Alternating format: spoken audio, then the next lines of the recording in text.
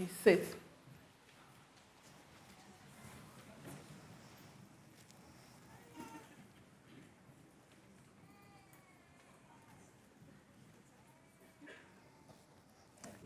I declare the ceremony for the presentation of students from Goldsmiths and the admission to the awards of an honorary fellowship, honoris causa of the University of London open.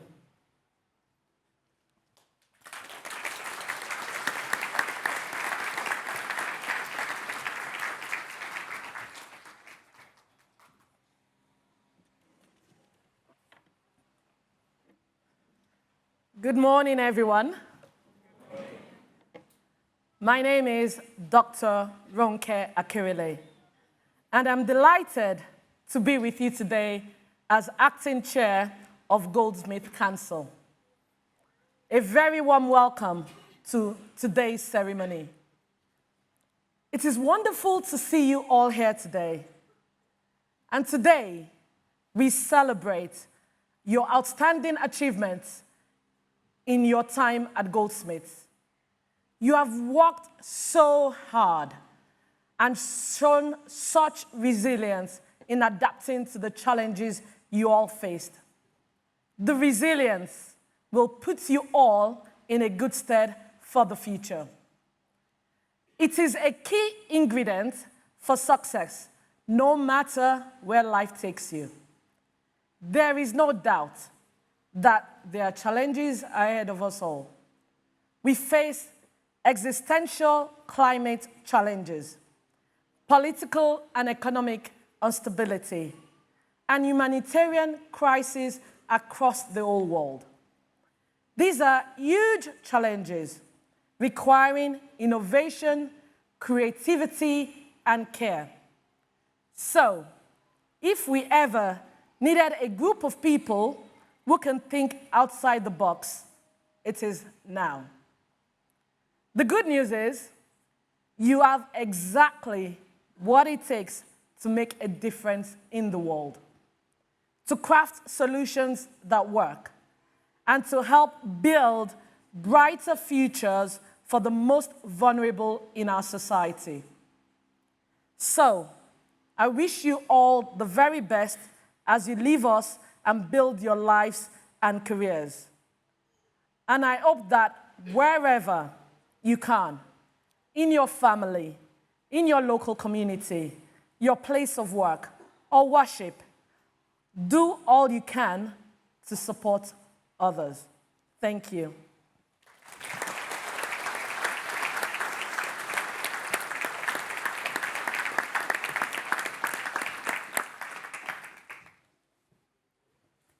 And I'll call on the warden to give us her address.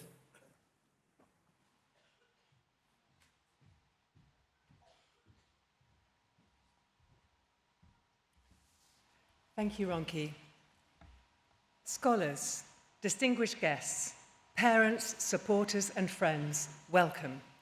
I am Professor Frances Corner, Warden of Goldsmiths, and it is my privilege to be with you at this ceremony, to honour your hard work and to congratulate you for everything you have achieved. I know it hasn't been easy for you. You have been learning in a turbulent context, a turbulence that has extended into culture, politics, and indeed into higher education itself, and a context where people find it all too easy to denigrate the value of education, especially in the arts and the humanities. It is not what any of us hoped for you and for your studies. But what I want to say to you today is that something better is possible, and that you are the ones who can make that something better a reality. Goldsmiths has long been, and still is, a place where change happens, where we still believe in fairness and in doing what is right, and in using our talents and our skills, our education, to change things for the better. I know that you will take these values with you wherever your next steps take you. You don't need me to tell you that as a society, we are facing very real challenges. The consequences of the climate emergency, consequences experts have been warning of for years, are being felt ever closer to home, and we cannot ignore their extremity. Our pursuit of race justice and commitment to anti-racism will and must continue. We cannot ignore the stalling, and more than this, the erosion of progress on all forms of social justice here in the UK and further afield.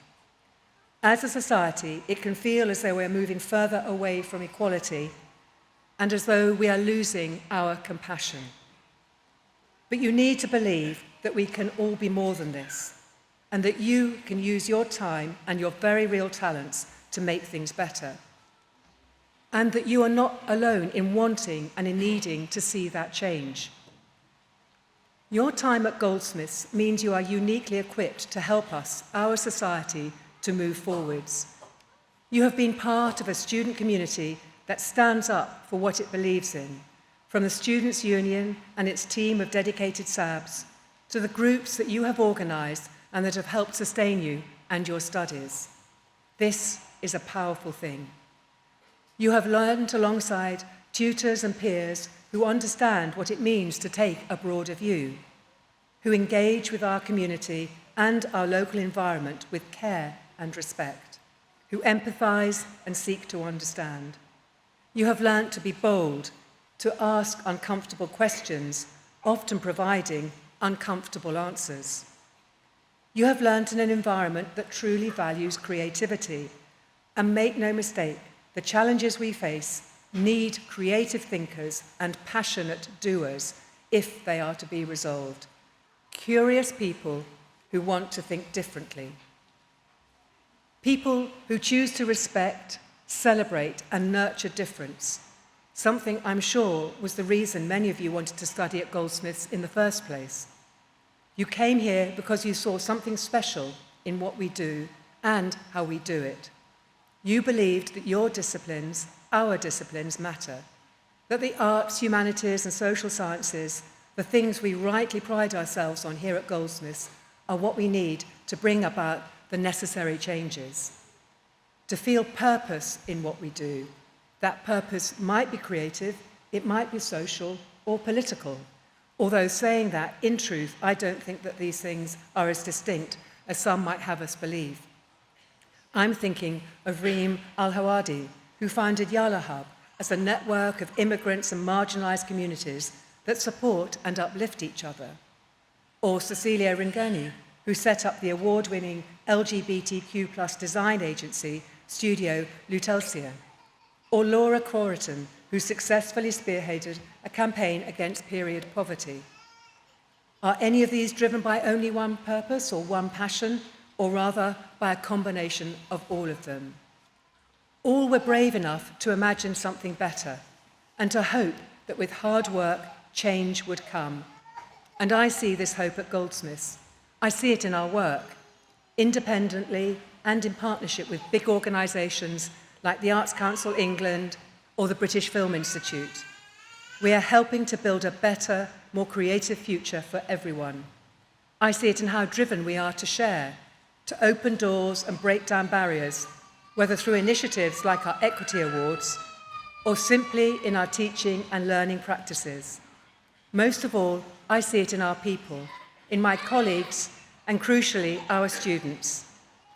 It is a daring act of ours, this hope of ours, and a powerful one, and I urge you to take pride in it, to nurture it in yourselves and in those around you. Congratulations once again, and I wish you all the very best for your futures. Thank you.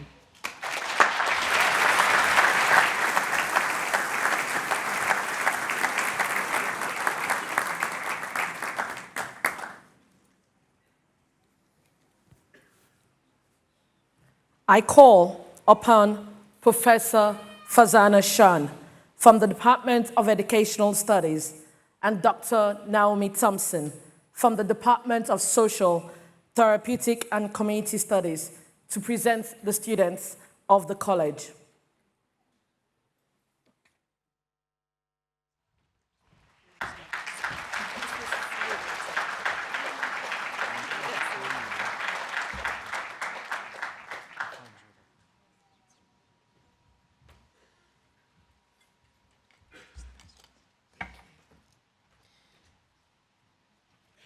Chair, in the name of the University and the Academic Board, I present to you the class of 2023.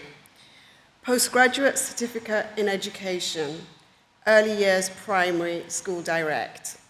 Daisy Bryant.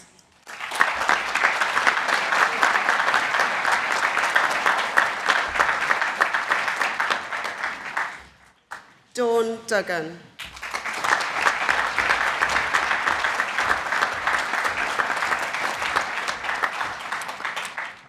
Postgraduate Certificate in Education Primary, Jaziba Ahmed.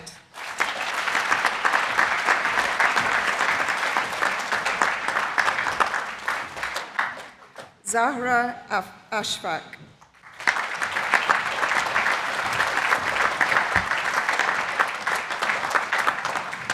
Benjamin Atkinson.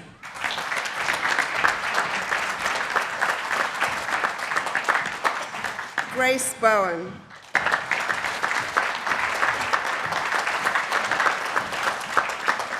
Larry Oliver Katungal.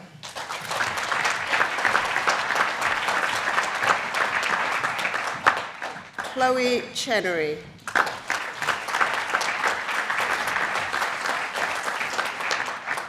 Raquel Diaz Macida.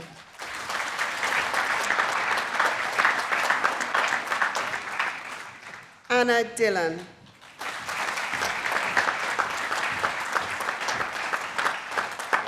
Sade Dixon.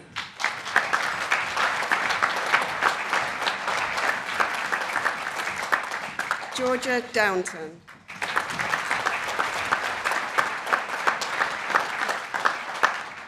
Emily Jane Earp.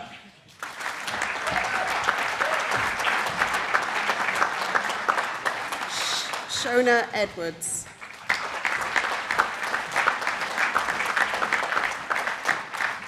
Jale Guzde.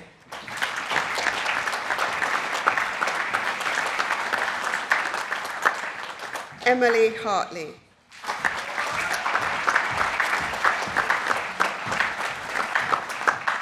Ellis Hines.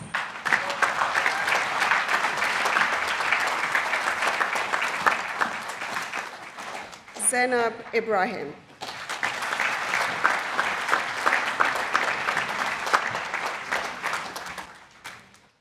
Sarah Kennedy.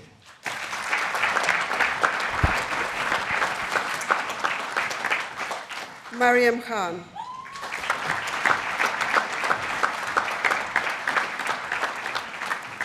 Davion Knight Brown.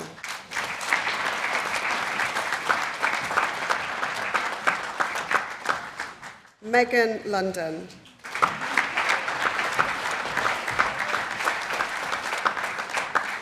Nadira Mao.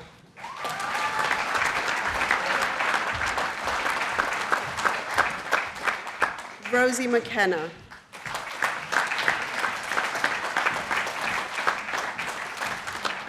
Ian Mackenzie.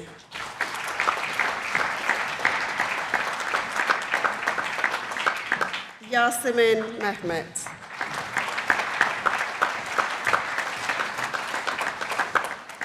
Eni Metra.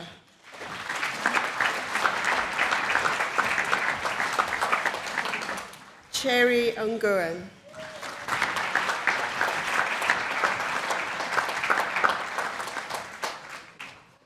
Sophia Noor.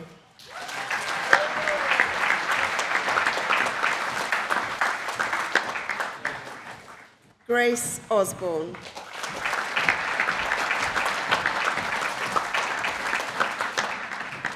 Joseph Power.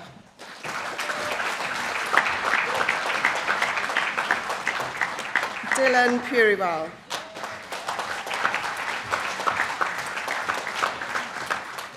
Nav Rahman.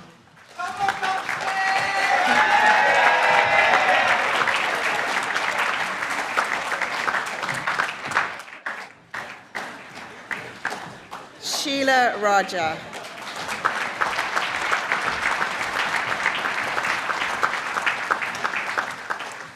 Brianna Robinson.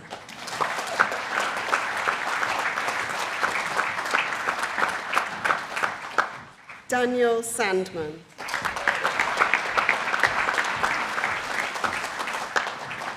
Garin Scammell.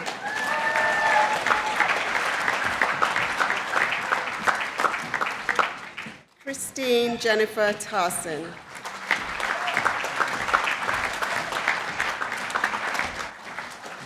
Milka Terwaldi.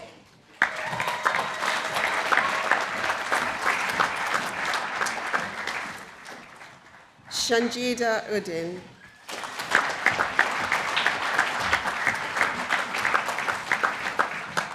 Marian Chidima Uzoma.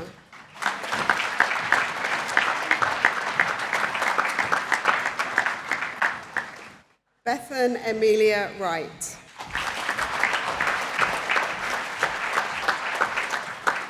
Rania Yusfi.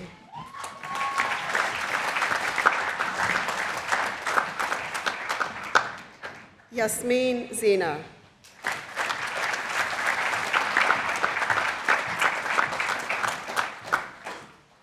Sophia Venus Gabriella Stewart.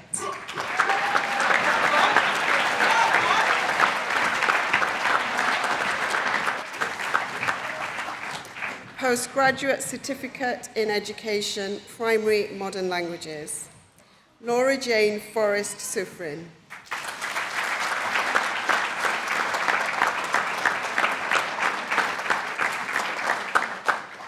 Frederica Hand.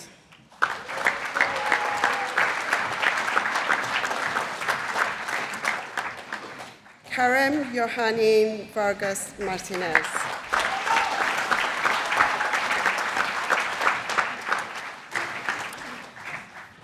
Postgraduate Certificate in Education, Primary Non-QTS. Saida May Aboud.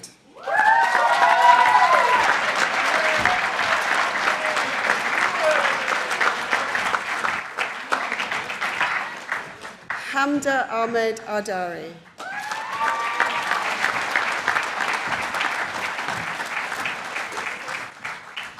Nadia Akhtar.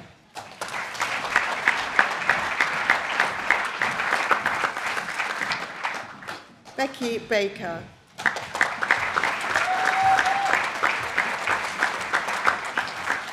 Charlotte Bays.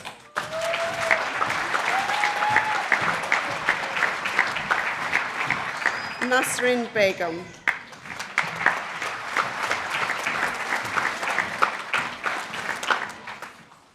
Harbin Begum.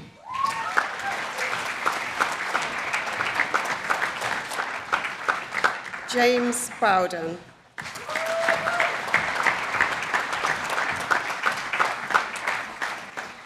Vicky Bowron.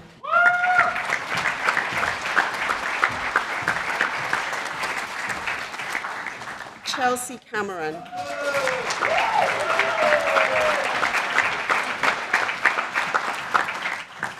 Tiffany Campbell.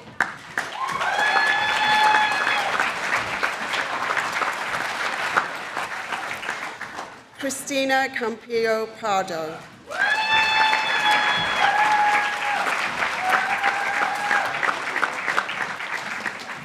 Charlotte Carpenter.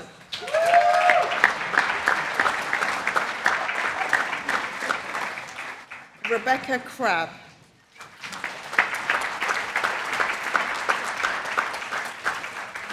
Adesua Edibiri.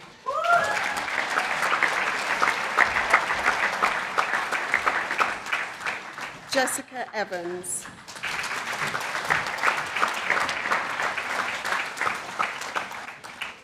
Jannatul Fardos.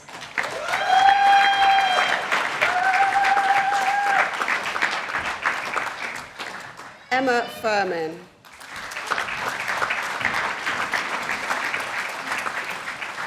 Kelly Flaherty.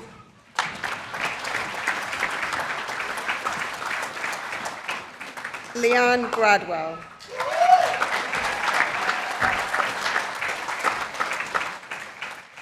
Shania Graham.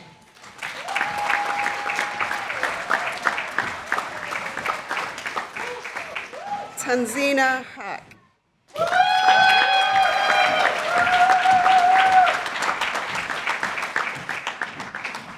Sophie Harvey.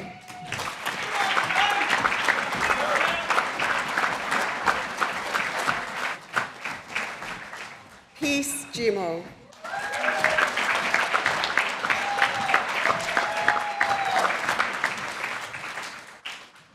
Judith Kasogbia.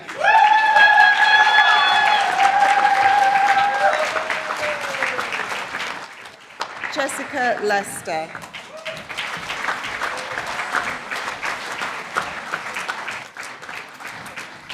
Hamna Mia.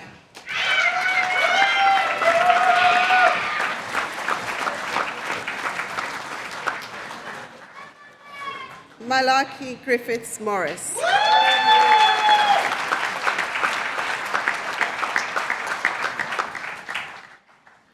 Adele Mulkari.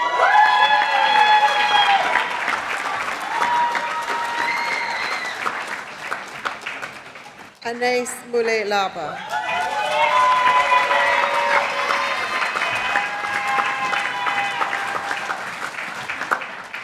Lydia Namugerwa.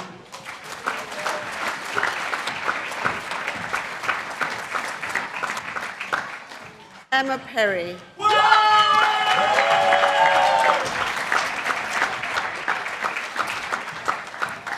Mary Elizabeth McAleer Roberts.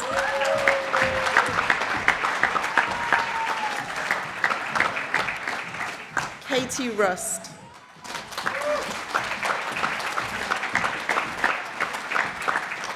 Emma Louise Ryan.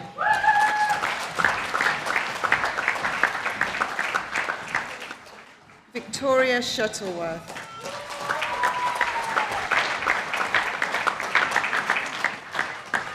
Zach Slade.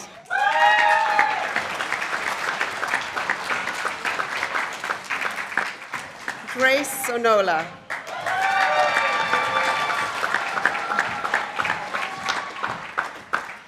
Rachel Stinton.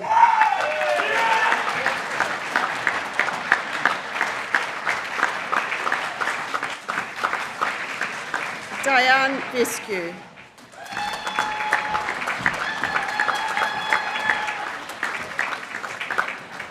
Alice Wilkes.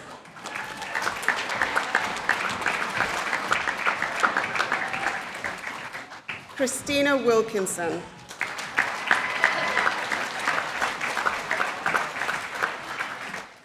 Sorana Zeginu.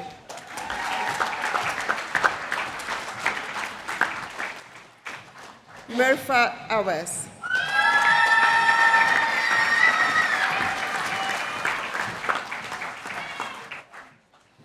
Postgraduate Certificate in Education, Primary, School Direct.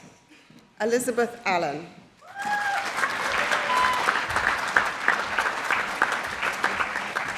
Abigail Amankwa.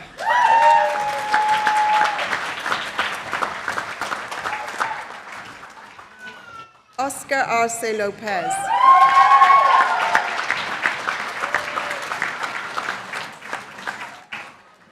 Damari Bahamonde Carrillo.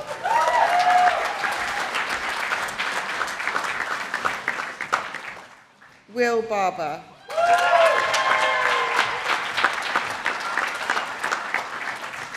Amy Bates.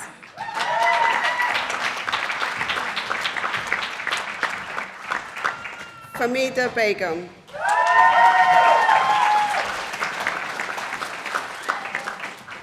Shahina Begum.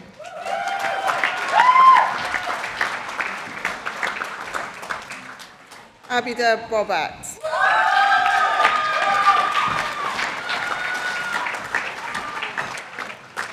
Keris Dunmore.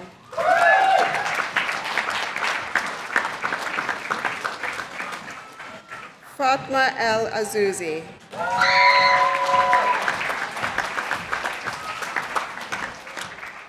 Christopher Galea.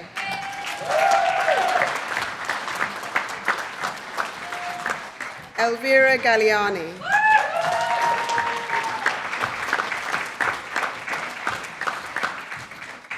Jamie Hall.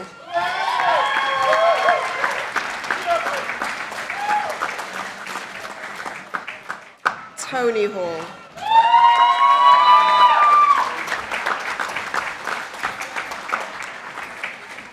Ross Hillett.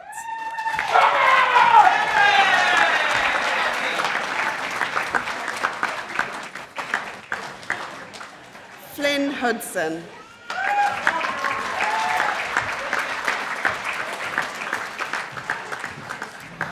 Lauren Isaac Wilson.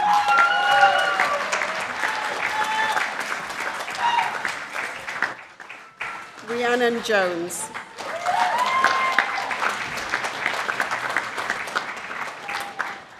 Una Keane.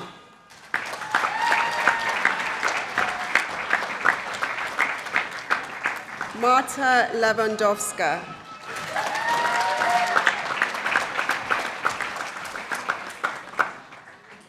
Amina McCorkle.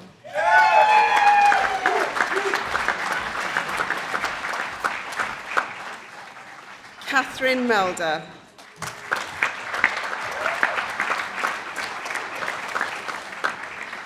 Katie Merrifield.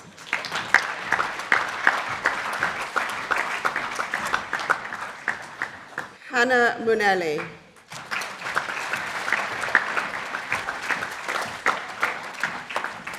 Mark Okakwu.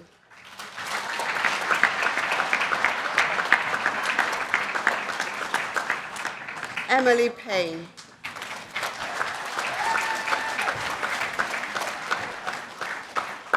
Nadia Kayum.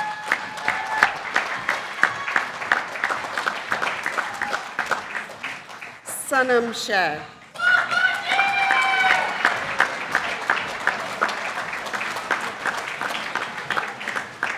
Lydia Skawinski-Shearer.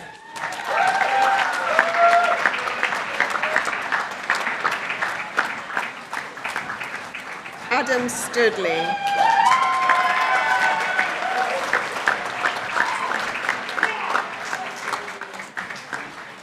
Amber Waldron.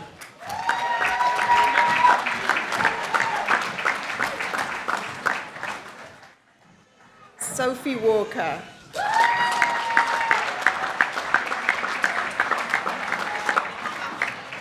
Alice Walmsley.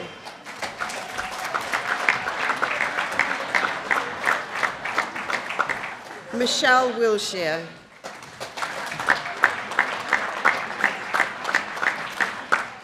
Ferdowsi Yasmin.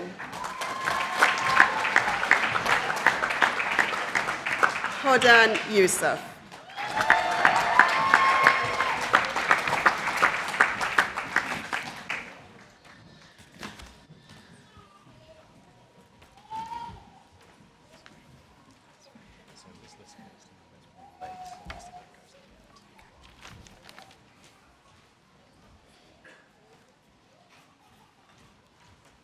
Chair, I present to you the class of 2003, the BA Applied Social Science, Community Development and Youth Work, Carolina Schonstek.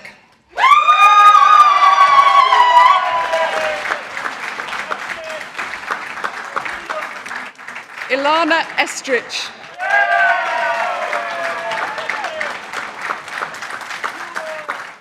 Lucy Gray.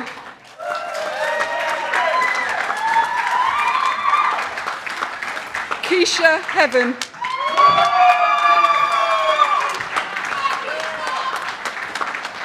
Anita Osawaru.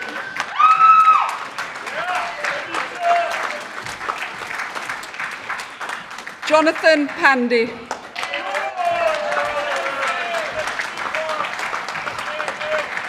Rahina Siddiqui.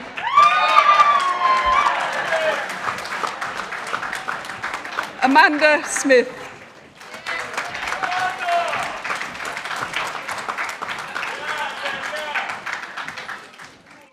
BA Psychosocial Studies, Joanna Ash.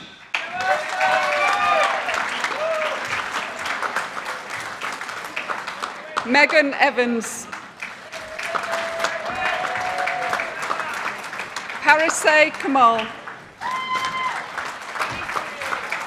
Stefania Rotter.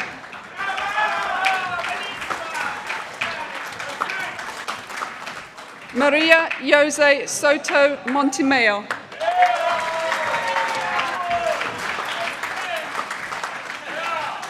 Eglantina Silejmani.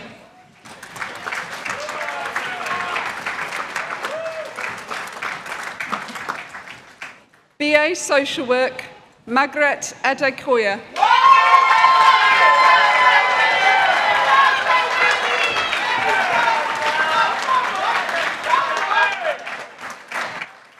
Mashada Ahmed.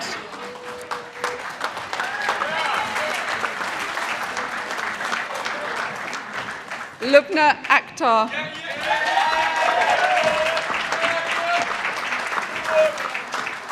Daniela Anderson.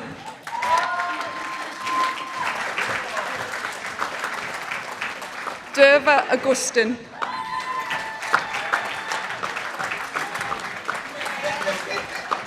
Hanufa Begum.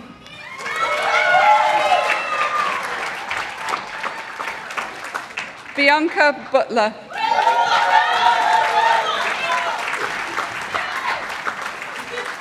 Charlene Campbell.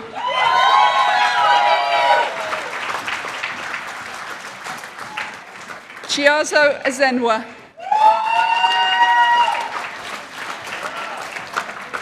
Danielle Ferron.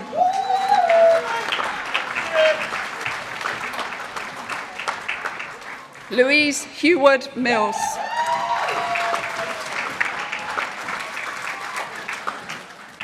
Muntaha Hussain.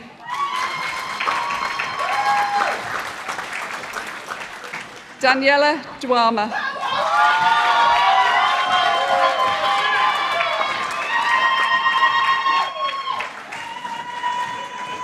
Amber Layden.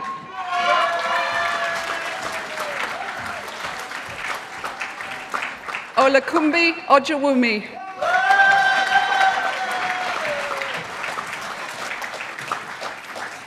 Emily Rosario Marino. Chantel Thomas. Ria Udin.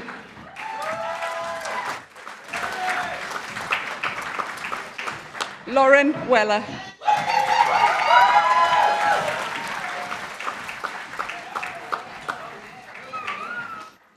MA Art Psychotherapy, Jennifer Ann Garwood.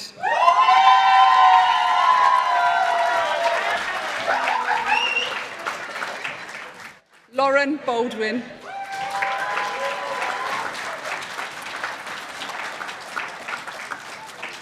Monica Balesta Sanchez.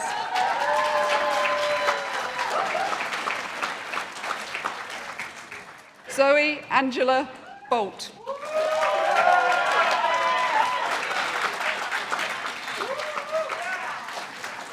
Ruth Breckle.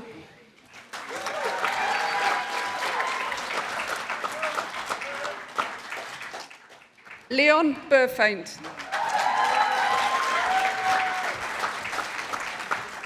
Yungung Cheng.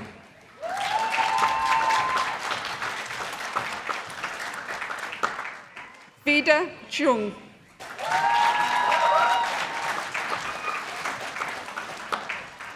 Amy Caroline Dolan.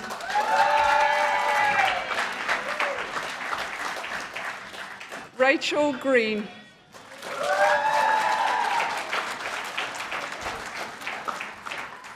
Yukashwani Pamela Hudson.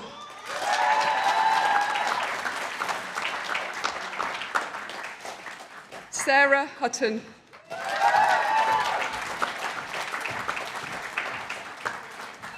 Eli King.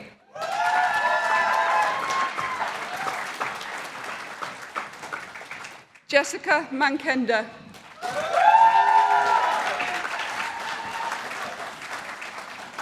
Felicity Parkin Bell.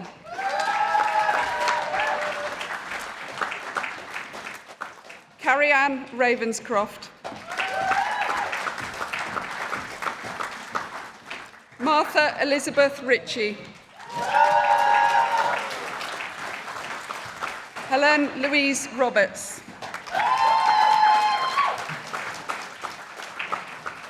Harriet Molly Robeson.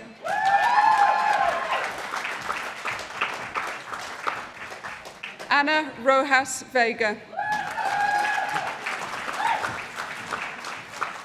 Nadia Trim.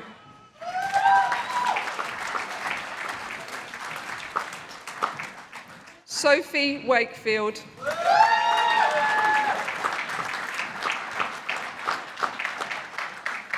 Alexandra Nicole Wooding.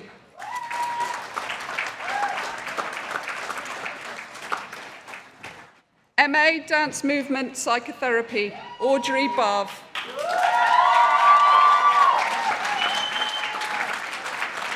Chunhan Chen.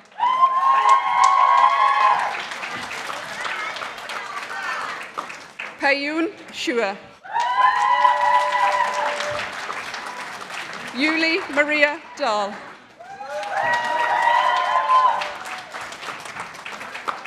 Chantel Annette Fullard.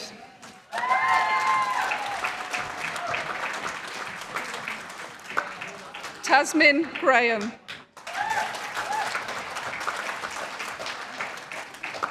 Apurva Japudi.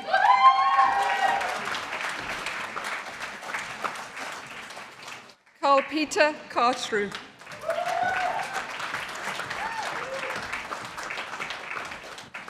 Deborah Mason. Manami Omori. Angela Petru.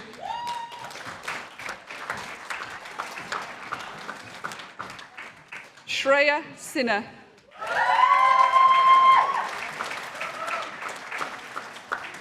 Jennifer Smout.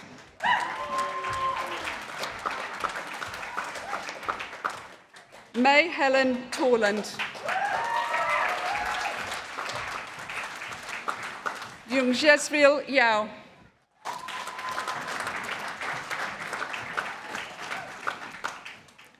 MA Psychodynamic Counselling and Psychotherapy, Mariam Al-Tamimi.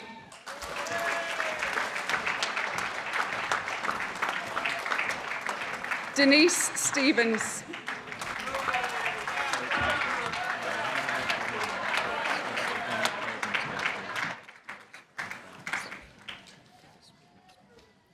Postgraduate Diploma in Social Work, Rahima Khartoum.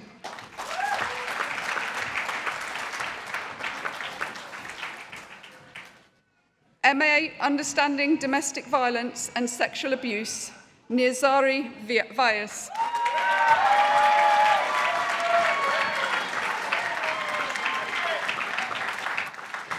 MA Understanding Domestic Violence and Sexual Abuse by Distance Learning, Mairead Baguli.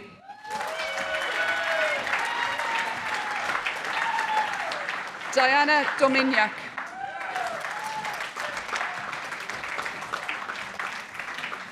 Shakira Harris.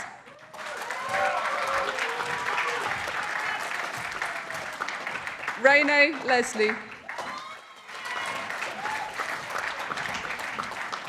Sybil Morris.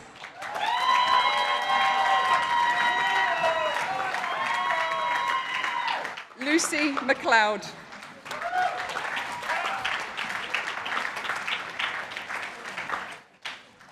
Postgraduate Diploma in Social Work, Step Up, Victoria Adeyanju.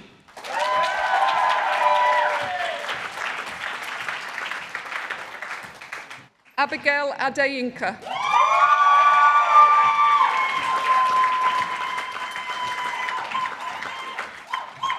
Veronica Adingwu.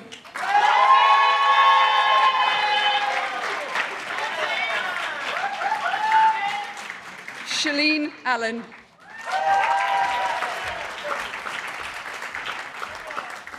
Adebisi Ayoade Albadon.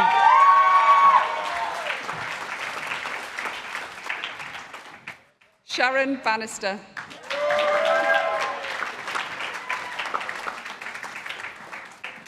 Katrina Chahal.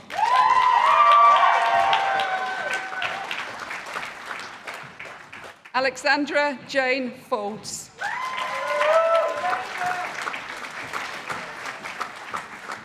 Anna Gardia.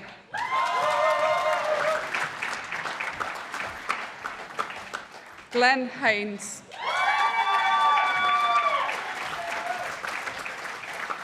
Olivia Henriette. Kerry Lewis.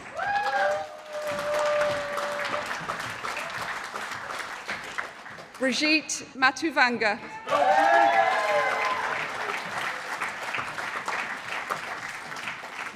Mark MacDonald.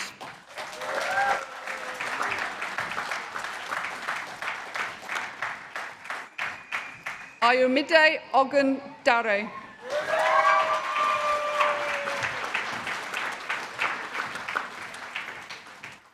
Kimberly Ross.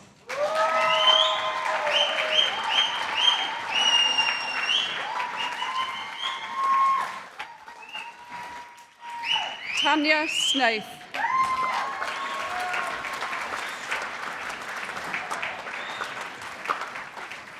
Lauren Taylor.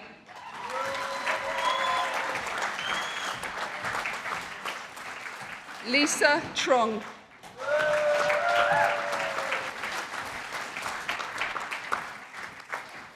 Shannon White Reeves.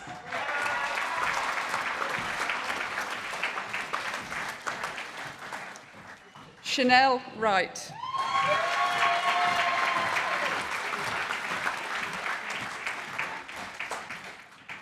From the Department of Law, the LLB Law with Criminal Justice and Human Rights, Noemi Conan.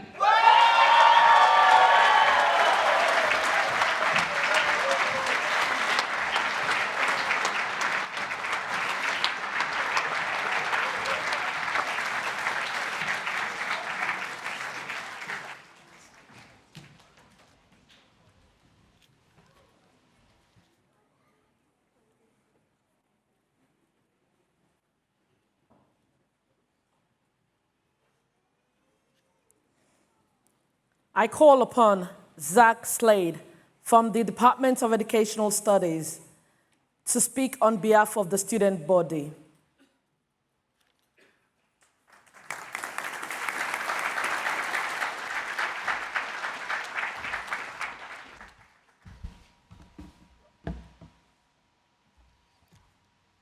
Chair, Warden and staff of Goldsmiths, honourable guests, parents, guardians, friends and sponsors. I am genuinely honoured to stand here today before you and represent the fine students that are here today. I'm here for the same reason that we are all here, because I believe that children are our future. Teach them well and let them lead the way. Show them all the beauty. You've heard this one before, I mean, okay. Don't worry, I won't sing.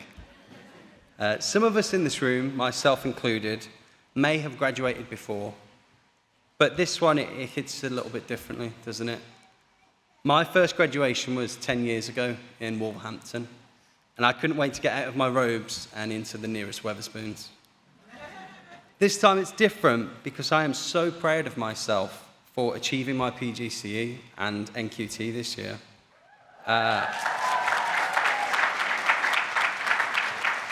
And I'm so proud of you guys as well, at the back. And you should be proud of yourselves. You should be proud of each other. No one knows how hard you have worked this year better than the person sitting right next to you. And we have worked hard this year. I've been called a part-timer more than once this year, but we know differently, don't we? It is lovely to see you all in person today, fellow students. Before today, a majority of you were faces on a screen, or sometimes names on a screen because your Wi-Fi wasn't working, or maybe your camera was broken. Okay? But not that it makes a difference, because if I'd have seen your faces, you'd have been piled high with books anyway. I'm here for the same reason that you all are all here, because I'd help. Even though we worked hard, and I can't stress this enough, we worked so hard. We wouldn't have been able to achieve what we've done without help. So I'm going to dedicate my degree, and yours if you don't mind, to everyone that's helped us along the way. The lecturers and tutors at Goldsmiths. Without your help, none of us would be here today.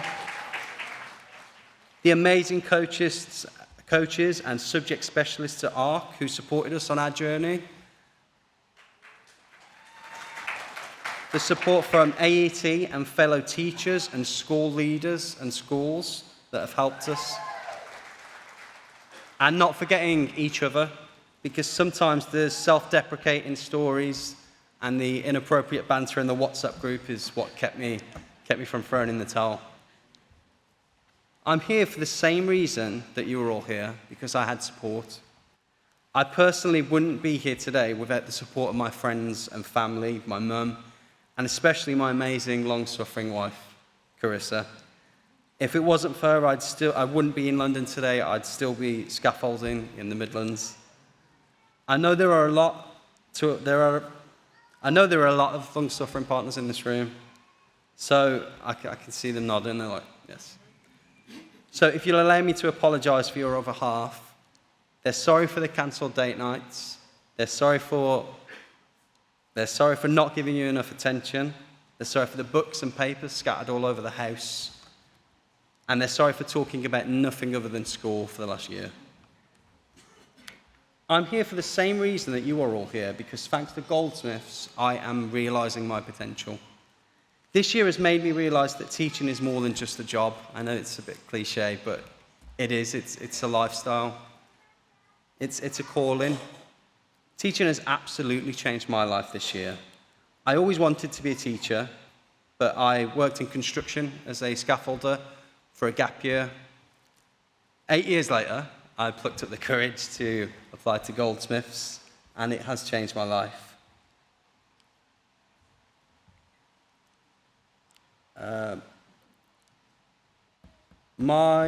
Every day I would get home from scaffolding, and I'd be exhausted.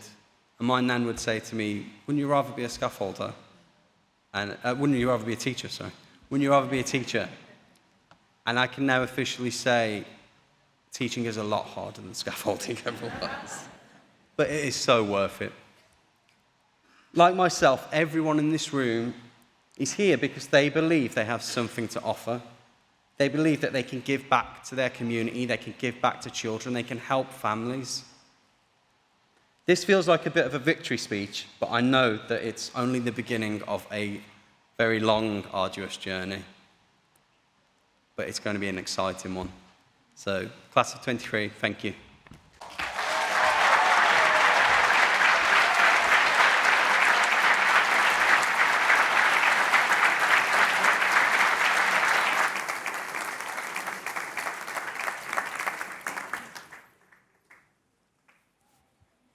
I call upon the warden of the college to present to you students who have been admitted with research degrees of the university.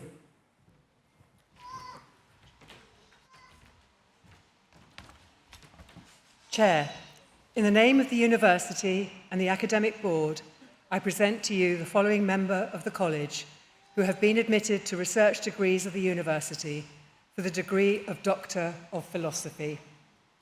From the Department of Social, Therapeutic and Community Studies for a thesis entitled, Can Social Enterprise Provide an Alternative Organisational Model to Enhance Local Christian Social Action? A Practitioner Action Research Study. Valerie Barron.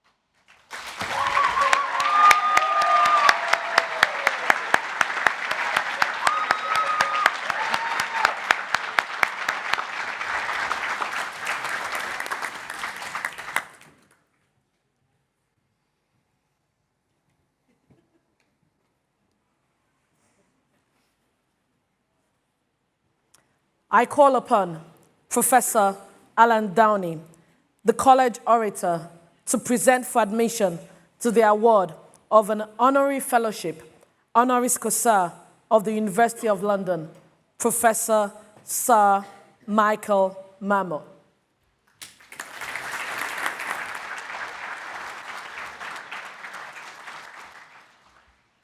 Chair, I present to you Professor Sir Michael Marmot, CH, for admission to the Honorary Fellowship of Goldsmiths, University of London.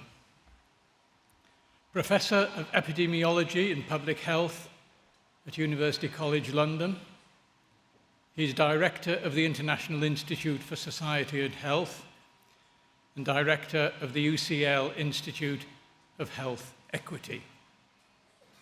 For nearly half a century, he's led research groups on health inequalities, insisting on the paramount importance of taking into account the social determinants of health in any attempt to understand the conditions affecting health, disease prevention, and long-term capability development of people from birth through to old age. He is the advisor to the World Health Organization's Director General on Social Determinants of Health in the new division of Healthier Populations, having been chair of the Commission on Social Determinants of Health set up by the World Health Organization in 2005, which produced the report Closing the Gap in a Generation in August 2008, and chair of the Commission on Equity and Health Inequalities in the Americas, set up in 2015 by the World Health Organization's Pan-American Health Organization. He conducted the Strategic Review of Health Inequalities in England post-2010, which published its report, Fair Society, Healthy Lives, in February 2010. This was followed in 2020 by Health Equity in England, Marmot Review 10 years on, and Build Back Fairer, the COVID-19 Marmot Review. He is the author of Status Syndrome, How Your Place on the Social Gradient Directly Affects Your Health, and The Health Gap, the Challenge of an Unequal World. Sir Michael is a fellow of many learned bodies, including the British Academy, the Royal Society for Public Health, the Royal College of Psychiatrists, the Royal College of Obstetricians and Gynecologists, the American College of Epidemiology, and of the Royal College of Pediatrics and Child Health. He has been the recipient of numerous awards, including the Edward Jenner Medal, the Winslow Medal, the Distinguished Merit Gold Medal of the British Medical Association, the Prince Mahidol Award for Public Health, and the Royal Society of Medicine's Gold Award, awarded for outstanding contribution to medicine, and the World Health Organization's Global Hero Award. He was knighted for services to epidemiology and the understanding of health inequalities in the 2000 New Year's Honours. In the most recent New Year's Honours, Sir Michael was made a member of the Order of the Companions of Honour for services to public health. Chair, I present to you Professor Sir Michael Marmot, CH, for admission to the Honorary Fellowship of Goldsmiths, University of London.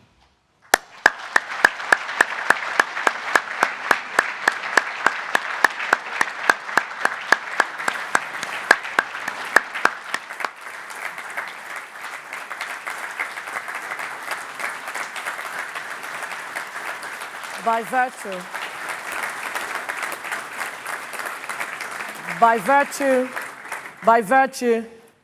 of the award vested in me, I admit you to the award of the Honorary Fellowship, Honoris Causa of the University of London. Congratulations.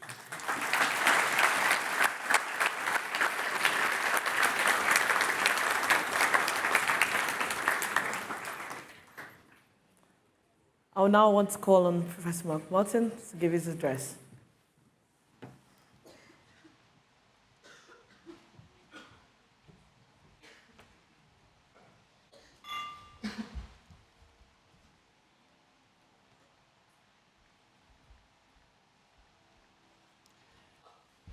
What a wonderful occasion this is. A celebration of scholarship and hard work.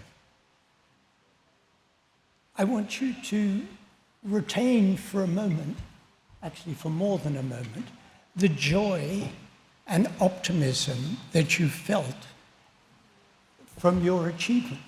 Because I'm going to say a few negative things, but that joy and optimism is absolutely vital to what happens next. What I'm going to say is that Britain in 2023 is not a good place to be born. And it's not a good place to be a parent. We trail behind other European countries, and I will make that case. Why I'm honored and delighted to have this honorary fellowship from Goldsmiths College is because the mission of Goldsmiths, from its very beginning, is to develop, foster well-rounded individuals to take their place in society. I'm much moved by the graduates in education and social work today, but we know Goldsmiths looks at the arts, creativity, science, other vital components of what's needed to create the good society.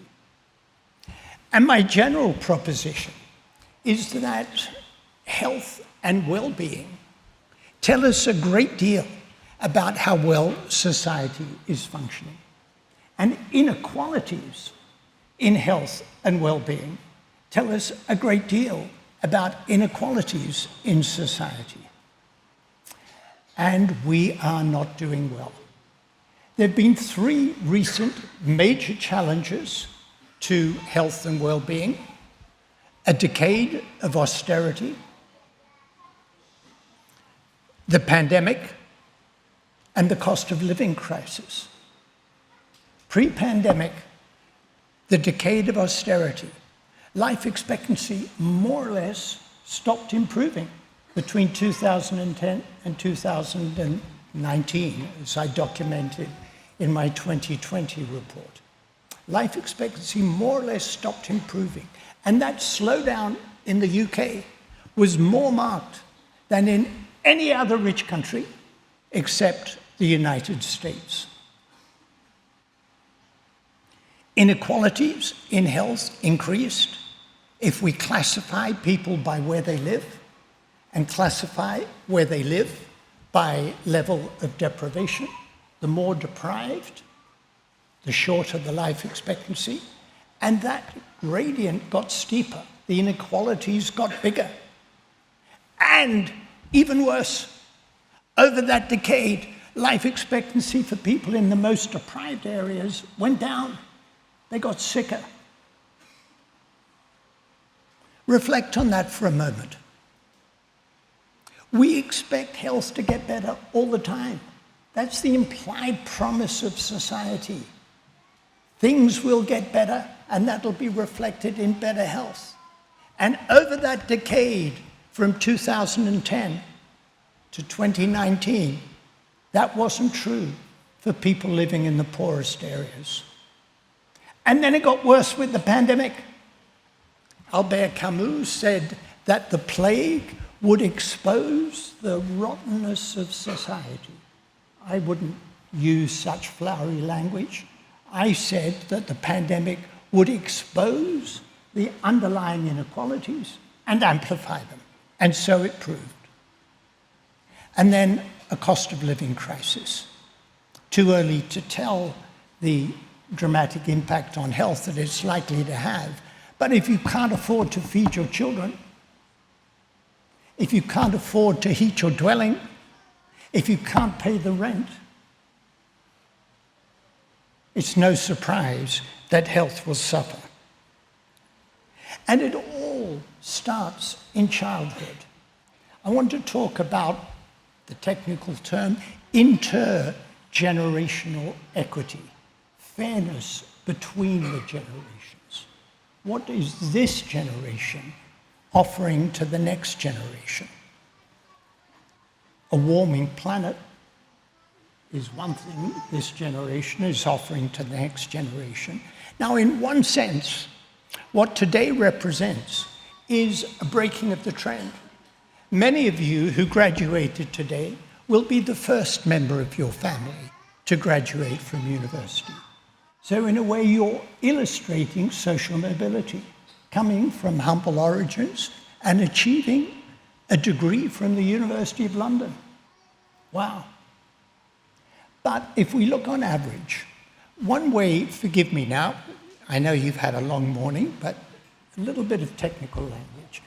One way of measuring social mobility is to ask, at the current rate of change between the generations, how many generations would it take somebody in the bottom 10% of income to get up to the middle, the median? In Denmark, it would take 2 generations for a poor person to become average. In Norway, Finland, and Sweden, it would take 3 generations. In the United Kingdom and the United States, it would take 5 generations. In Brazil, 9 generations. My bad news is that we're heading in a Brazilian direction, not in a Danish direction. Why? Child poverty, inequality, and what we spend on early childhood. In the decade from 2010 to 2019, if we measure child poverty as living in a household, you notice I've got notes, but who bothers looking at their notes? If you measure child poverty as living in a household at less than 60% median income, child poverty after housing costs went up from 27% to 30%. 30% of children growing up in poverty. What is it like in other countries? Well, if we use that metric and look at 41 OECD rich countries, we rank 31 out of 41, one being the best. So in Finland, Denmark, Norway, South Korea, 9, 10, 11% of children growing up in poverty, not 30%. We rank 31 out of 41. The United States ranks 38 out of 41. We're quite comfortable having our children grow up in poverty. Because we know, if you look at child poverty in Finland, before the operation of the tax and benefit system, it's higher than in the UK. The Finns are really screwy. They don't like their kids to grow up in poverty. So they use the tax and benefit system to lower child poverty. We don't. We increase it. What? And in fact, it's part of a more general point. If you compare incomes in the UK with, let's say, income in Norway, our top 10% of earners have about the same income as the top 10% in Norway. Our median, the middle in the UK, is considerably poorer than in Norway. And our bottom 10% is much poorer. The bottom 10% in the UK are poorer than in Slovenia, in Poland. We are a poor country with some rich people. And that has to change.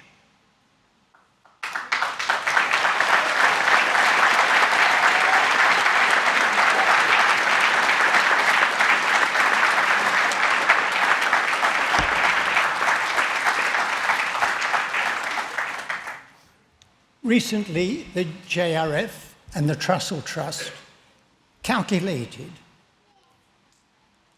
how much it would cost to meet the necessities of life. food, shelter, home heating, clothing. Universal credit pays 70% of what you need to meet the necessities. What we are saying as a society is that if you require benefits to live, we guarantee that your health will suffer. We've created a system that says if you require universal credit, your health will suffer because we'll only give you 70% of what you need to meet the necessities of life. And then spending on early childhood. Again, let's look at an international comparison. How much do we spend on children aged 0 to 5? The average for the OECD, the rich countries, is $6,000 per child per year. In Norway and Sweden, they spend $12,000. In France, $9,000. The average is $6,000. We spend $4,000 per child per year. The US spends $3,000. Thank goodness for the US. There's always a country that looks worse than we do. You've heard politicians say we're world beating at this and world beating at that. When it comes to looking after our children, we're limping along below the average. We're not world beating. Child well-being. Measures of child well-being. Out of 38 rich countries, we rank 27th. The US ranks 36th. Do we not care about the next generation? It would look like that if you look at what we do as a society. I would argue that you, graduates in education and social work, are toiling in the vineyard of social justice, of equity. You heard, thank you, that I chaired the World Health Organization Commission on Social Determinants of Health. When we published our report in 2008, The Economist magazine, newspaper as it styles itself, had a 2-page spread on our report. I was quite pleased with that. But at the end of it, it said, it would be a pity if some of the Commission's saner recommendations got lost behind their quixotic commitment to equity. I really like that, quixotic commitment to equity. Because I promised myself when I started chairing the WHO Commission on Social Determinants of Health that I would read Don Quixote in English, not in Spanish. And I did. And I thought it was hugely appropriate. The idea of somebody wakes up and imagines himself a medieval knight running around doing chivalrous deeds, and everybody's laughing at him. And I thought, yep, that's me. And I said this to the Spanish Minister of Health. And he said, remember Sancho Panza, the faithful companion. He said, we need the idealism of Don Quixote the dreamer, but we need the pragmatism of Sancho Panza. So I say to you, my dear young colleagues who've graduated today, dream with me of a fairer society, but let's take the pragmatic steps needed to achieve it. Thank you.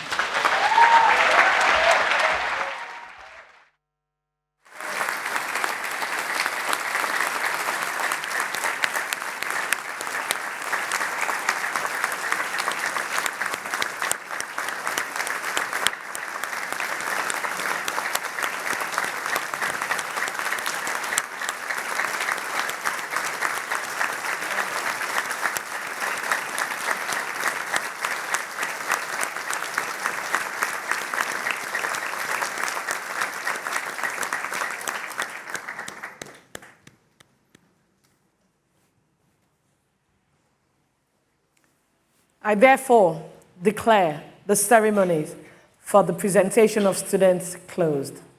Can you please stand with us for the procession?